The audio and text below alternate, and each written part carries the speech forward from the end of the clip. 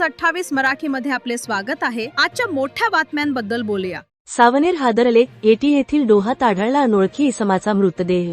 सावनेर तालुक्यातील येटी येथील नंदाजी बाबा मंदिर परिसरातील डोहात आज सकाळी 7:30 वाजेच्या सुमारास एका अनोळखी इसमाचा मृतदेह तरंगताना आढळल्याने परिसरात मोठी खळबळ उडाली आहे।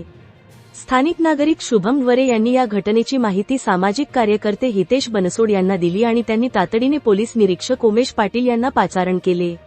माहिती मिळताच सावनेर पोलीस आणि हितेश बनसोड यांनी घटनास्थळी धाव घेऊन गावकऱ्यांच्या मदतीने मृतदेह डोहाबाहेर काढला। सावनेर शासकीय रुग्णालयात डॉक्टरांनी तपासणी अंती संबंधित व्यक्तीला मृत घोषित केले। मृतकाची ओळख अद्याप पटलेली नसल्याने पुढील कार्यवाहीसाठी मृतदेह हितज्योती आधार फाउंडेशनच्या रुग्णवाहिकेद्वारे नागपूर मेडिकल हॉस्पिटलमध्ये पाठवण्यात आला आहे। पोलीस निरीक्षक उमेश पाटील यांच्या मार्गदर्शनाखाली सावनेर पोलीस या प्रकरणाचा सखोल तपास करत आहेत।